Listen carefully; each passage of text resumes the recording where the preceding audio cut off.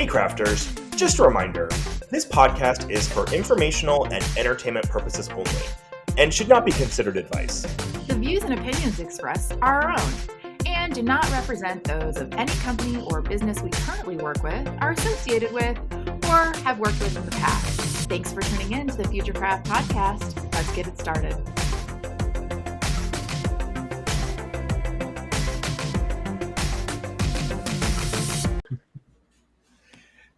Hey there, welcome to the Future Craft Go-to-Market podcast, where we're exploring how AI is changing all things go-to-market from awareness to loyalty. I'm Ken Roden, one of your guides on this exciting new journey. And I'm Erin Mills, your co-host. And together we're here to unpack the future of AI and go-to-market. We're going to share some best practices, how-tos, and talk to industry pioneers paving the way in AI and go-to-market. Ken, I usually ask you about how you're paving the way in AI, but I really want to talk today about, is AI being overhyped? Erin, you and everybody else seems to be asking this question. MIT recently came out with a study that 95% of generative AI projects are failing, and that has caused all of this conversation from VCs pulling out of investments and rounds of fundraising to companies saying, does AI even work? And I think, one, we could talk about the validity of the study, but more important, there are AI implementations that are working, but I do think maybe there was a little bit of an overpromise of what AI could do, and people invested really quickly in it and aren't seeing results. But I'm curious, what's your take on it? I think one of the things that comes to mind is that everything ultimately is a people problem in a way. Like, a lot of problems end up coming back to folks. And I think that there is a little bit of, okay, AI is here, and so everybody use it. And not everybody is going to be at the same point at which they're using it. So if you're putting this really complex problem in the hand of somebody who maybe is really new to AI, like, how are you setting them up for success? And I do see that there's a lot of projects that fail without giving people the time to master it. Yeah. And what does success look like? Is it a revenue target, or is it a decrease in time to market? So I'm curious, what are these goals that were being set around these initiatives? Yeah, and I think you raise a good point with the revenue piece, because revenue is always a lagging indicator. And so it's a little hard, I think, to define upfront when you're trying an experiment with AI. Is it going to yield the results that you have? And it's a little bit like the CEO who says, oh, send 100,000 emails and we're going to get a ton of revenue in. And you're like, well, I think that it's got to be a process that folks, there's early indicators, but then there's a lagging, and how do you bridge the two? It takes a little bit of time and effort. And I think that's what people really need to understand. But I'm curious, you've been talking to a lot of CEOs, and I'm sure that the shiny object of AI delivering on revenue has got to be at the forefront of their minds. But how are they thinking about it? Yeah. So from the executives that I've been talking to, most of them are still pretty gung-ho about the opportunity with AI. What I will say, though, is maybe a little variability by industry, but a lot of them aren't saying that AI is going to give them a 40% increase in revenue or increase pipeline by 4x. They're pretty realistic. One of the executives I recently talked to said that they were looking for just a 3% increase in time to market, which is why I keep going back to that one, because I thought that was a really valuable metric, because what she did actually is she went into her executive team and said, I think if we can get 3%, we can drive this much more efficiency. It doesn't matter where it comes through. It doesn't matter if it comes from product or marketing or sales, but how can we drive this so that we can test out AI before we go heavily implement it? And so one of the things I have seen working really well is people not what's the expression? Trying to eat the whole elephant. They're breaking it down into smaller pieces. I don't know why you'd eat an elephant, but... But so what I think the takeaway is it's not overhyped, but what I do think you're going to see less of is people just buying ChatGPT blanket for their entire org, or going all in on a specific tool, because you and I talk about this, but it's not how people are adopting it.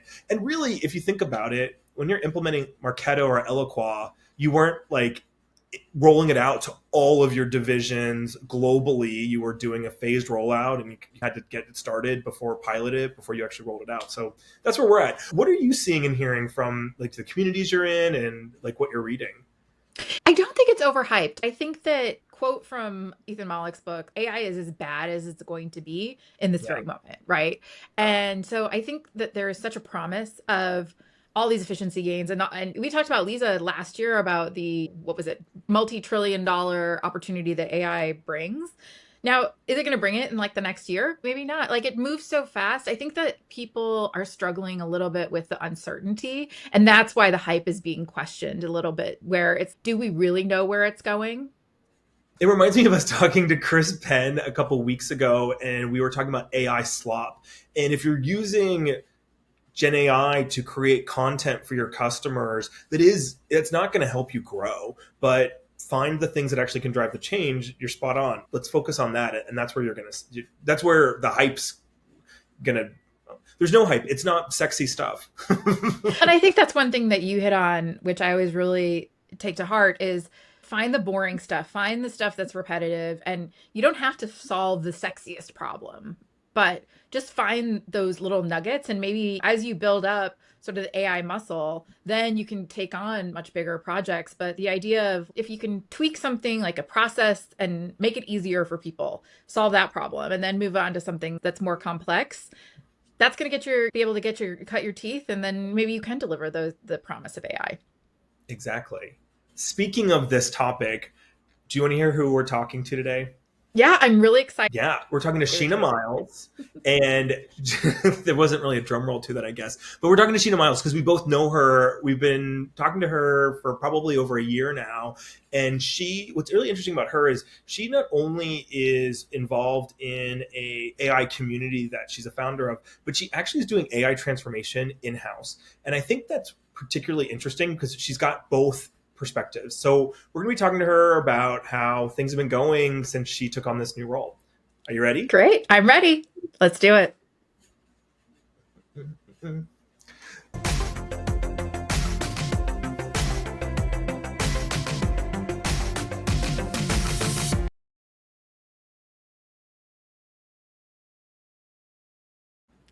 And we're back. Today we're joined by Sheena Miles, AI Strategy and Operation Manager at NMI. She's responsible for integrating AI across both internal operations and customer facing products.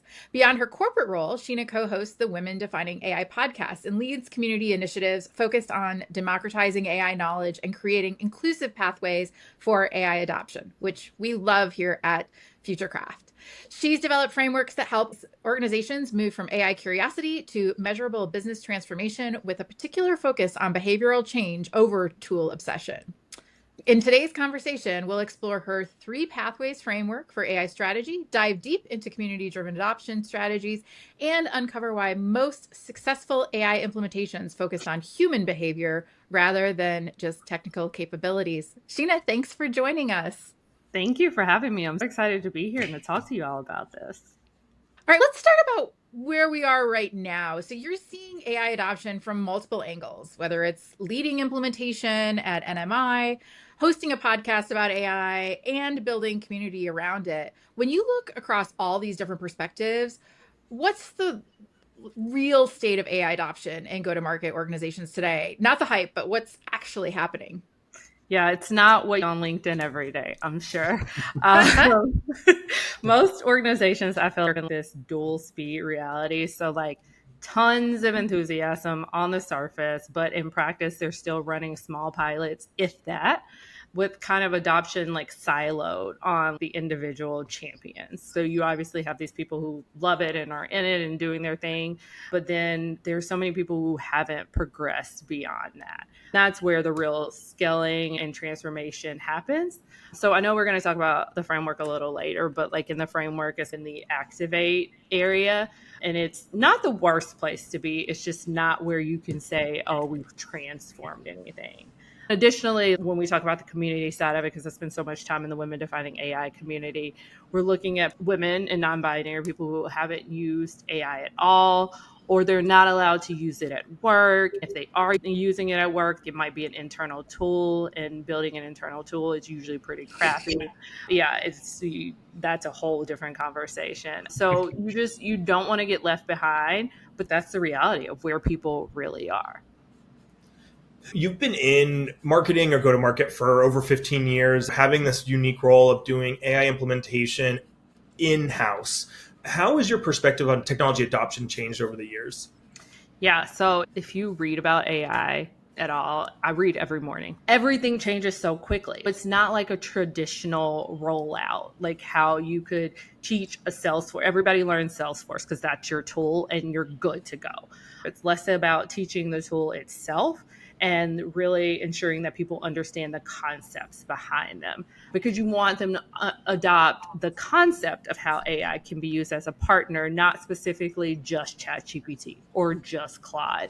We have our preferred tools internally, obviously, but we want people to really understand, like, hey, if there's a better tool and I want to experiment with this, in order to know whether it's good or not, I have to understand the concept behind it and be able to apply that. So it's really more about understanding versus here, just learn this tool. And that's really what has changed, because no one really lives in an ecosystem anymore.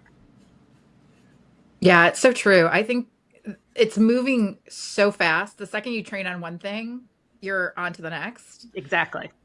You work in payments, which is a space that trust is absolutely critical. People are hyper vigilant in that space.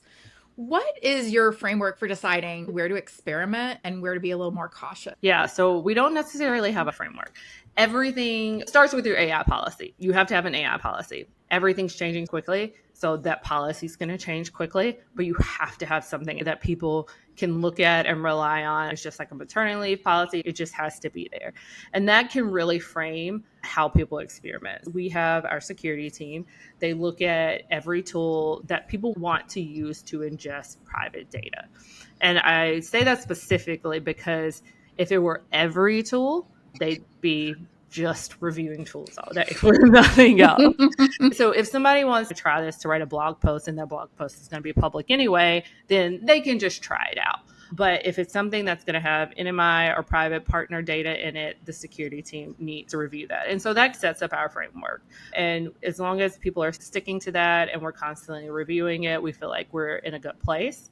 Additionally, we've taken it a step further where we formed an AI council, and there are people from our legal team, specifically within this realm, like legal, data, compliance, so that they are aware of projects from the start. It is their job to say, hey, this one needs a little more review, so that way they're not caught off guard. Our framework is based around security and legal, but not over governance. Yeah, it's really important given how many people are using AI at work and the gap of how many leaders think their employees are using AI is pretty significant. So Yeah. having that governance and guidance for strict policy gives people that freedom with that clarity of what they're actually able to do and should avoid. Exactly. And we get questions all the time, and they'll come directly to me. I feel good about it because I have gotten people that come and say, can I use this? Can I put this in? I never make people feel bad. Sometimes in my head, I'm like, oh, that's obvious. You can put it in. I'd rather them err on the side of caution, because if you don't know, at least I know you're asking and you're thinking about it. One of the things you've mentioned in the past is this idea of behavioral scaffolding over feature obsession. And I thought that was a really fascinating way to think about it. Can you share a little bit more what you mean by that? Yeah, so just as Erin said earlier, we don't want to just focus on tools because you'll be trying a new tool every day. It's really about the habits and the structures and the confidence to get people to work in something day to day. An example was I was teaching a colleague a couple of weeks ago, and she just wanted to learn how to build an agent. It's great for me to do these one-on-ones sometimes because I learn this how I need to teach it. What I noticed, I was teaching her in ADN specifically, and she's like writing down, okay, you transform, flatten the data, and then you do this. I realized that she was memorizing steps, and it's not about memorizing the steps. Again, it's back to the concepts of like inputs in, inputs out. And so once you like start forming those habits, those transfer towards any tool. So I'm building the same workflow in 4 different tools. And while there are some nuances, it really helps just the behavior piece of I know that this is the process and how it works. Those concepts come up over and over. Yeah, I think that's so important. I feel like people get almost hung up on the I have to do it this specific way, Mm-hmm. and AI is not for that. I think Yeah. that being able to train on that behavioral aspect is super critical. Yes, it's been very important. And those are the people I've seen that have been more successful and can adapt more easily. Yeah. So switching gears a little bit, you're a huge fan of community. I think it's like the best resource that you can have in today's market, just hearing directly from what people are doing. I would love to hear about the power of community in AI and how these groups really drive real adoption. Most companies don't really think about rolling out new technology in the way of pooling the resources of the communities out there. They just think about training, documentation, maybe change management. But why do you think community is so critical for AI adoption? A million reasons. I went to school for this. I got my master's in it. It's a lot of coding. And coding inevitably doesn't work. You'll never write a piece of code and hit run and it's going to run the first time. So you spend so much time troubleshooting and debugging and wanting to give up for that reason. Having a community of people in the trenches with you makes such a difference. It's also about the accountability piece. Some of the leaders in the community and women defining AI specifically are so great at holding us accountable and pushing us, but knowing when to push us. An example I'll give you is for me, our founder has been asking me to demo N8N for so long. So we have this show don't tell program. She's, can you do N8N? You're the one who uses it the most. Everybody else is using something else. I've said no 10 times. Finally, last night, I was like, okay, fine, I'll do it. I kept pushing myself just for this reason, because otherwise I wouldn't have had a reason to get comfortable enough to show it on camera. And I'm actually going to show you today too. Awesome. What a treat. Yeah. So yeah, just that accountability piece, having somebody push you, but also these teams aren't big. And so when you think of community, it's not just like joining a community, but I started an internal podcast at work. Really just a way I used Google Notebook. And I don't know if you've ever done that where you like generate the podcast. And so I would pull in sources and make this, and I wanted to keep up with it. And it was difficult because we're two people. And so now community, I'm like, okay, why don't I just pull episodes from all of these amazing podcasts that other people are doing and just drop them in Confluence? There's amazing AI community out there of podcasters that I can use. And so, yeah, that's another example of using the community to make this easier for everyone.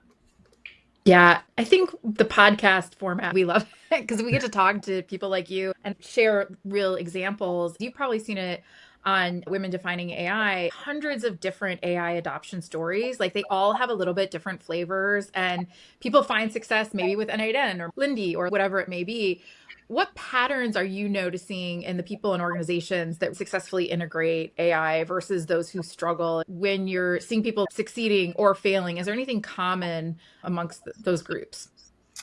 The people that are succeeding, they just don't give up and they build. I mentioned that I went to school for it and we had a project. We sat in classes and they're like showing the slides. That is not how you learn AI at a more intermediate or advanced level. When we seek success internally and community, it's people who are out there building. It gets your mind asking questions that, like a basic question. I'm putting this question into ChatGPT. Why is it giving me a different answer every time? Because it's probabilistic. But you don't know that until you start using it. And so it's more likely to stick in everyday life.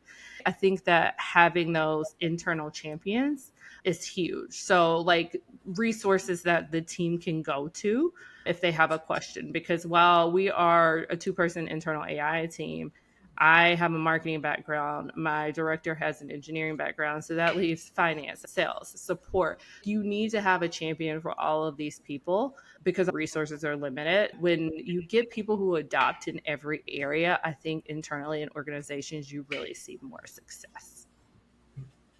One of the challenges that we're seeing go to market specifically have is they might want to experiment with AI, but everything is so focused on ROI. Everything is measured, and it can be really challenging to say, hey, this group over here, why don't you try, when there's so much pressure to show results. So how do you give permission to experiment, or how do you get permission to experiment so that we can inspire some people to try some stuff? I think it has to be a top-down thing. A lot of organizations start bottom up because as individuals, we are starting to use these tools in our everyday lives.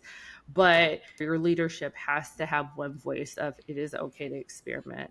And then we talked about the AI policy. It's okay to experiment safely. This is how you do it. So you know that if you go in, you're not going to just mess something up or put a client in jeopardy. Having that leadership say it's okay to experiment, but also understanding that you still need to define KPIs, but it might not be revenue ROI. And that's okay as long as you define the KPI and you can say what you learned. Yeah. I used a tool for A/B testing, and I learned that and I was able to do it quicker and try more emails or whatever you're A/B testing. I think it's important to define the KPI and understand that it's not going to always be revenue based. So you still need to measure something. As long as you have a learning there, I think that's where you get to a safe place of experimentation. There's so many revenue based KPIs that we're all trying to meet that it is hard to walk away from those. But if you have one voice saying, hey guys, it's okay, as long as you can show me you learned something, you're in a much better position. What I've been seeing working is focusing on either productivity or efficiency. If you can say we were able to go to market faster because of this, that is okay. That you don't have hey, we increased pipeline by 40%. It gives a more realistic goal for teams. I think that's a really good point. Or like engineers in their sprints. How much more did you finish in this sprint? Did you get one more thing done than you did the last sprint?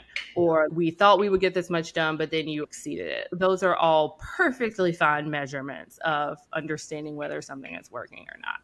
Yeah.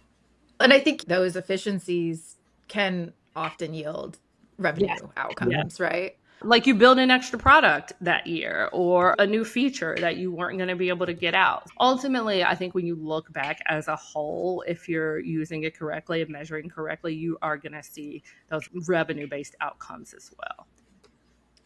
Yeah, I totally agree. At Futurecraft, we love a really good framework. One I love that you developed is that 3 pathways framework. I know, it's a little tongue twister. I also love alliteration. So activate, amplify, accelerate. Love that as a model for scaling AI efforts based on maturity of an organization. And so can you walk us through how that works in action, and how would a go-to-market team use this to assess where they are, but also more importantly, where they want to go? It's less about understanding how mature you are as an organization and where each, I want to say project, each initiative is, like in what stage an initiative kind of lives. And so the first part of it, and I'll give you examples, and they're not all connected, but I was trying to come up with easy examples. The first part would be like activate. And this is exploring and validating an idea. So like I come to you, I have an idea. It's early stage AI initiative. It could be any initiative, but we're talking about AI here. So we really need a proof of concept. So I will give you an internal example. Our compliance team, and this is probably every team, you're getting the form that people need you to fill out to say, hey, what do you use? How do you use our data? Blah, blah, blah. And so the team kept seeing the same questions over and over, but they were filling out each form separately. And so we were looking for something that could access a knowledge base of questions and answers that have already been written and say, hey, let's get us halfway there, get us 80% there.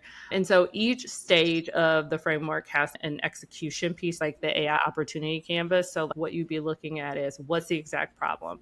Is AI a fit? Can we define a quick pilot? Can we run this, for example, with a small batch of requests and capture how much time was saved? How many more did we get out? How many questions did it accurately answer? What level of accuracy do I need? With legal compliance, it's pretty important. You really want to be strict about that. So that's the first piece. And that's an example of how you would run something and activate using a third-party tool. Let's try a few and see how it works. And then you move to Amplify. Amplify is really about screaming it from the rooftops. I want to expand this across teams and make this better. This is for projects that are already showing value, but they haven't yet scaled.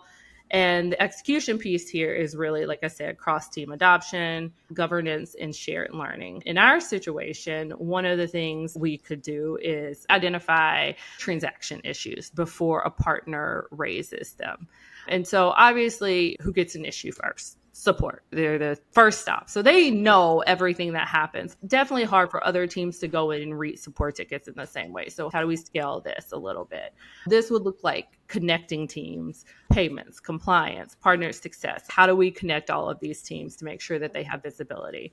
And then tests collaboratively. How do we run pilots across teams? And then how do we layer in that light governance at first?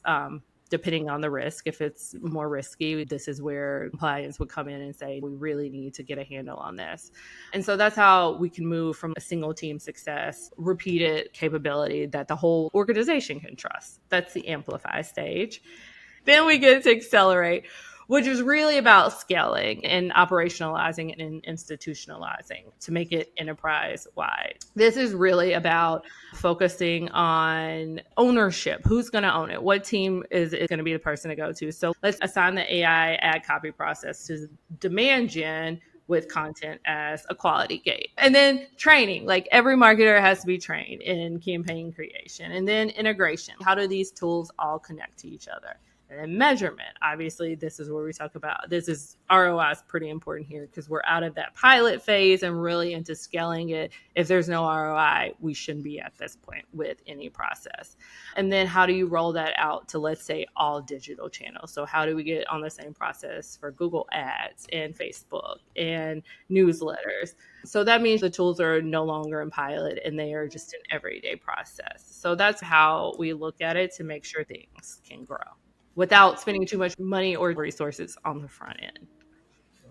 Helpful though. I think everybody's trying to figure it out. And it's like the community conversation. If you can try a framework somebody else has done that's worked well and you're struggling to adopt, give it a shot. Yeah, what can it hurt? And then that's the whole point of this one is you get that small piece first. So if it's not working, you don't take it any further. Yeah. So one of the segments, and you referenced it earlier, we're very excited. You're going to be showing us an N8N workflow. I'm a huge fan of N8N. I've been trying to convince Ken for a year now. Maybe this is going to be the turning point, Ken. You're going to see Sheena do it, and it's going to be a big thumbs up, and you're going to dive in. I feel it. I'm ready. Okay. Are you ready to take the Gladiator Challenge? Yes, I am. Let's do it. So we're going to share my screen. Okay, so I have to piece it out and do a little bit before. Otherwise, we'd be here all day. So let's share my screen here. Did you pick it up on your own or did you follow? How'd you get into it? My manager made me. Are you seeing the Claude text things? Are you seeing the right thing? Okay. So again, software engineer, this is so low code. Everybody can pick this up. Oh. No, not everybody. We just had a conversation today about another tool we might use. What I like about N8N is as it scales, it's very cost effective. I'm not going to name the competitors. They are better for people who don't code at all. But this one, if you're building a lot of workflows, is very cost effective. One of the things I wanted to show you, and this is what we always talk about with AI, is you should not start from a blank page. There's so many options. For our podcast, we were trying to automate creating assets. For every podcast, we obviously create a LinkedIn post, we create a description, we create all these assets, and each time someone's going in, putting in the prompt, blah, blah, blah. So what we wanted to do was, we wanted to automate that. Funny enough, the other day I was on LinkedIn and a guy posted this prompt for native. I never try those because everybody's just trying to sell something. Mm-hmm. But he didn't make you say prompt in the comments or anything like that. He was just like, here it is. So I decided to try it. So I will share all of this with you so you can share with your community. But this is his original prompt. It's just role, task, requirements, output style, and expandability. And so breaking it down is really helpful. What I did was I took that and then I put that into ChatGPT. Now, I had already created a prompt for how I want you to build a LinkedIn post. Those all had to be created separately. I want to be clear about that. But anybody can go in and do that. Give me 5 points for XYZ. So here we are. This is the final prompt that I got for N8. This was after taking this original prompt, telling it what I wanted to do, going back and forth. Important here was that you wanted a workflow that's a JSON skeleton. So we wanted to be sure that we did that because I want to be able to upload that file. What I'm going to do is take this and copy it into Claude here.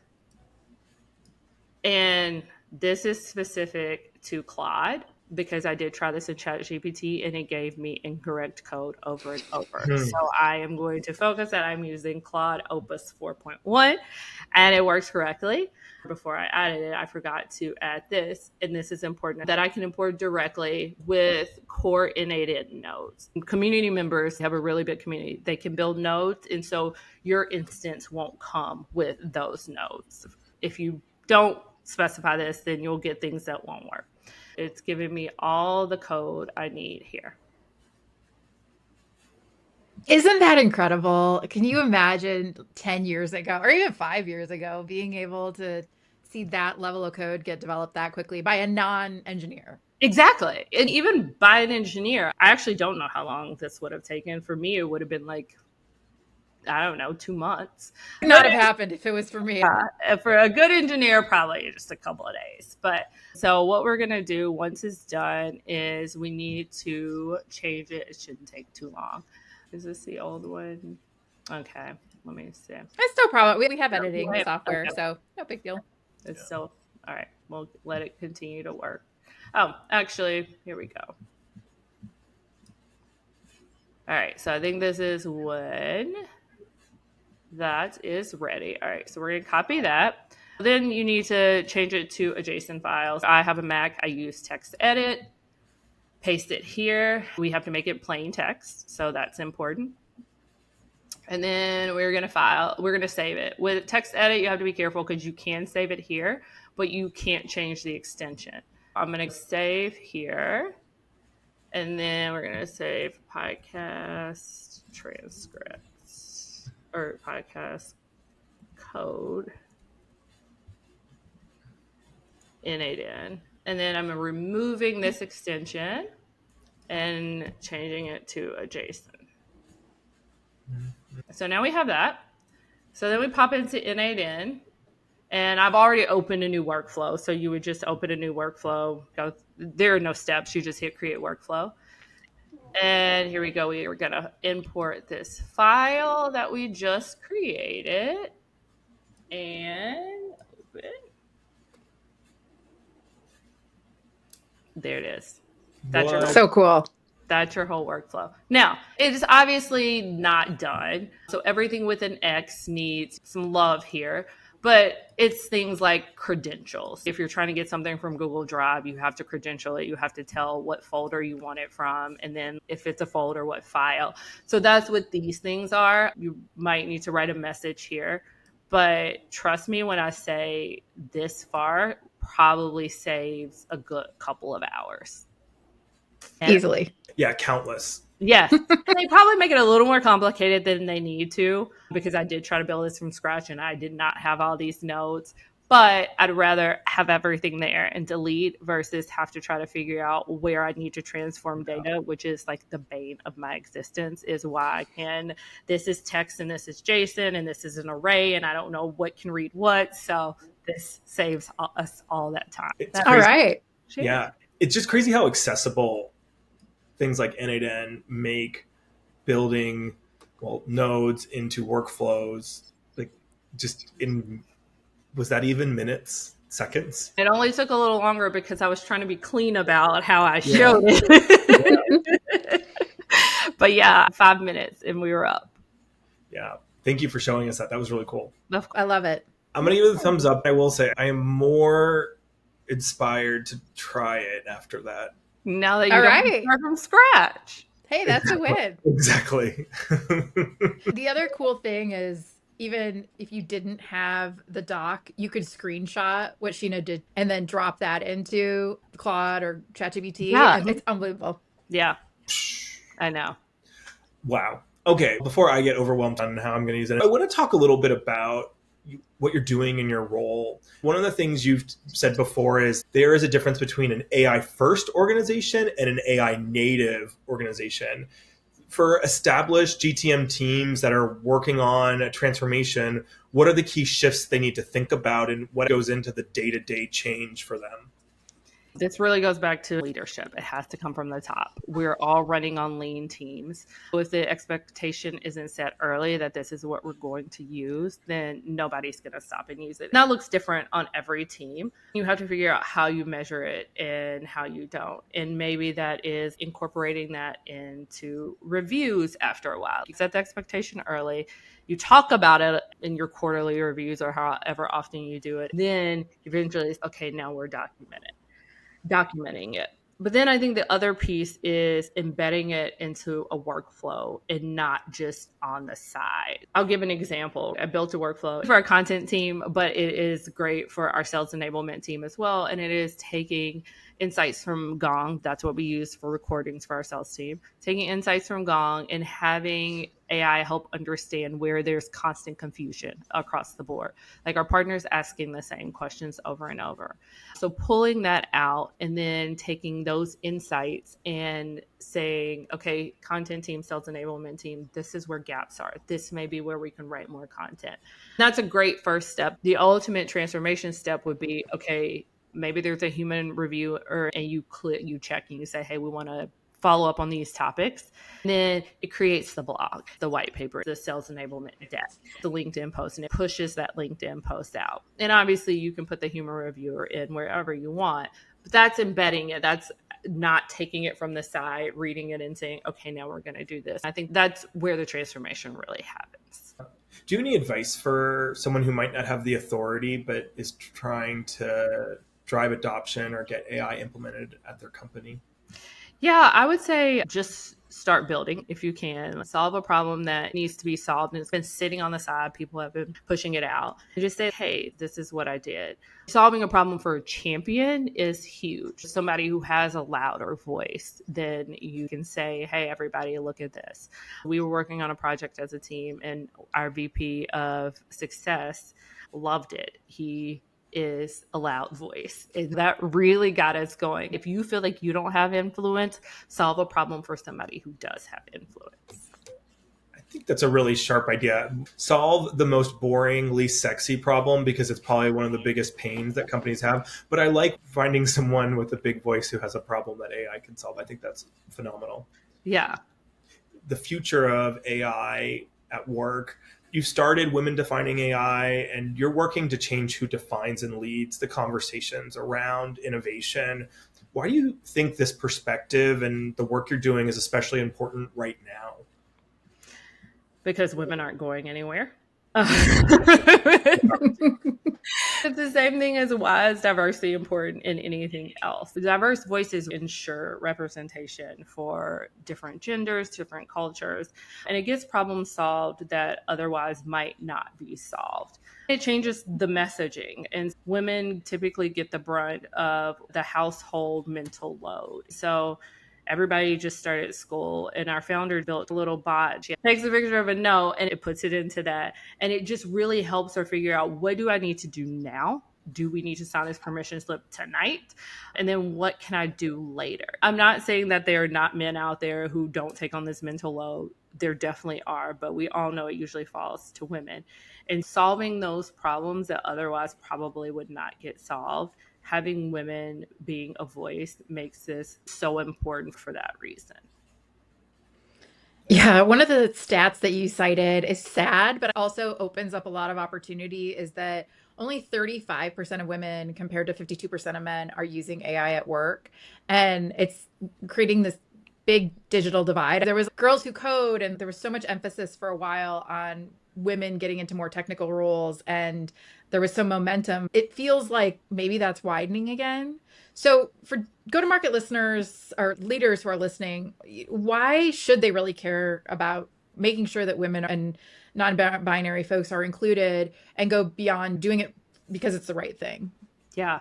I'll repeat it again because women aren't going anywhere. If you have 50% of your workforce that can't contribute as quickly, then as a company, you're falling behind. It's just like having Gen Z or boomers learn something. Everybody is here to stay. And if you have an entire group of people that can't use a tool or can't produce at the highest level, then you're missing a huge opportunity. And it's not just from a I care because it's a right thing to do. If you are a business leader and you care about making money and you want all the people that work for you to be able to make you money in the easiest, quickest, best way possible. Yeah, there's definitely an economic impact and value in having more people on your team knowing how to use AI that can drive efficiency, productivity, potentially revenue growth. Makes sense. Now, Yeah. you talked about my favorite topic, which is learning. So, what skills do you think people need to be developing now to stay relevant? Prompting. That's a basic, and not the technical pieces, not the chain of thought or anything like that, but really just basic. How do you ask it a question? How do you talk to it? So I'm going to use my parents as an example. My mom called me and she's, where am I supposed to put the question? I'm like, you just talk to, you know how you like to tell me to do things? Just talk to it like that and pretend it's A parent's dream. yes. And it worked. She got it. She was like, okay, I got this. And we were good. But it just, I think that it's also prompting in that you understand that it's not, don't take it at face value. Always take it a step further. Yeah. Ask it to tell you something that maybe you didn't think about asking. It's like understanding that you can have different conversations with it. And then other skills, I'd say rapid testing. Like you need to be able to pivot really quickly. This may not work. Don't hold on to something that's not working. I think that's a really big skill. I'd say also being able to communicate your thought process as well, because when I build these workflows, I don't just sit down and start pulling notes. I have to think about what's my end problem that I'm trying to solve and then work backwards from there and start building. Otherwise, I'll be here all day. If you can't communicate your thought process because you have to communicate it to AI and understand the problem that you're trying to solve, that's not going to work for you. Yeah, I think that's such a good point. So many people are looking for a problem to solve when they get into AI versus starting with a problem. Yes. Mhm. Starting with the most boring, unsexy, just pick a problem. And it's so funny that you use those words because I went to a talk and it was the CTO or CIO of Databricks. He had owned a company before and sold it for billions of dollars. And he was like, I just solved a boring problem. Like it wasn't even a fun problem. And yeah, the boring problems are out there to be solved, and AI is a perfect way to do it. One of the things thinking ahead and building community, I'm curious what you are most optimistic about. Where is AI headed in the next couple of years? What are you personally excited about? I think a couple of things. Just watching women build has been amazing. I've been in Women Defining AI for a year. We've had women win competitions. One lady entered her alumni competition and won $100,000 for funding. Now I see her on LinkedIn posting about her product. It's called Potluck, if anybody wants to check it out. Another lady just started a built-in app that shows where in New York you can bring your dog and work. It's the coolest thing. People love their dogs. So I was like, you need to monetize this. And so just watching these ideas come up, and I'm going to throw it out there and I'm going to fix it. So I'm really excited about that. And then another thing is really being able to close the economic gap in underserved communities. So whether that's women, people of color, people who traditionally haven't gotten opportunities or haven't had access to the education because of the money that it requires, it's like an equalizer. And yeah, there's still things you need. You need a computer. You need to be able sometimes to buy a pro version of something. But that's a much smaller barrier than a 50,000 a year education. I'm really excited about the possibility of it closing that economic gap as well. Yeah. I Yeah. like that. The accessibility and democratization of it all can really change what people can do and empower them to change their lives. Yeah, I'm a perfect example. I got my master's in coding There was some crying, a lot of it. No. Oh my God, it was so bad. This was 2019 before Gen AI. And I was like, that was fun, but I guess I'm just going to go back into marketing because this is not something I'm going to do. And here comes ChatGPT and Gen AI. So I understood the concepts and it was an easier transition for me. But without this, I would still be in marketing. Not that's the worst thing. I may go back into it, but it has opened so many doors. And I've had the access that I needed, but it definitely brought this closer to home for me. Aaron, we have to figure out where we can work with our dogs. I will send you a link to the app. I don't even know if she's made it public yet, but she posted it on LinkedIn. I'll send her LinkedIn post to you. Hey, Sheena, to wrap things up, we like to provide our listeners quick bits of knowledge so that they can implement AI in their day-to-days. So are you up for a lightning round? Let's do it. Great. I'll keep it short. What is an AI tip for marketing or sales teams that others might not think about? I would say you can build a GPT and have voice conversations with it, like training and practicing your sales pitches. So you give that GPT a role and you say, and you can give it all the information you want to give it. So obviously it can correct you, but having it ask questions over and over in different ways. And I will say, I tried this with a different tool, not GPT, but this is an easy way to do it. I am not a salesperson. I failed miserably, but to get people like to be able to do that quickly in practice, I think that's a great use of AI for go-to-market teams. What's a GTM or AI transformation hill you will die on? This is probably trauma-induced, but Okay. if anybody's job is tied to NRR, so net retention revenue, making sure customers don't churn, usually it is only the customer success team that gets this metric, but I can only do so much. If the sales team sold the wrong product or told them they could do something that we can't, or products like I'm taking this off the roadmap, there's nothing I can do about this. So if anybody has that metric, everybody should have that metric.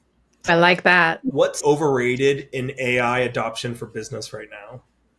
Expecting to hire one person that can do it all, from go to market to coding to data to knowing everything that happens in AI. I saw a job posting and the guy was like, I am hiring for someone who every day is up to date on everything happening in AI. And I'm like, I wouldn't set myself up for failure in that job. So yeah, that is definitely overrated right now.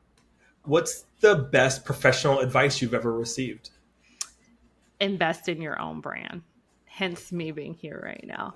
I love my job. I love what I do, but putting myself out there in an authentic way in my own brand has opened so many doors and I've met so many cool people. What's one thing you wish you could DM to every go-to-market professional right now? If you haven't started on AI, you're behind. Let your employees use external tools. Just be smart about it. But we're not going to pretend your internal chatbot is better than ChatGPT for the most part. That's it. Facts. Sheena, this has been great. Learned so much, and I think our listeners have too. Thank you for joining us. Thank you for having me. This was fabulous. Thanks. Thank you.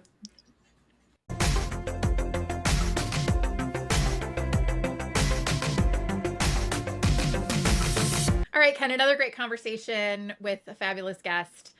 What are you going to take away from today's talk? Yeah, I really liked what Sheena had to say around the framework around adoption. What's really... A lot of people are struggling with it.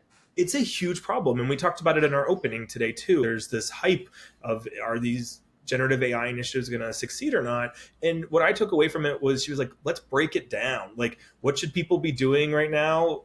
Prompting.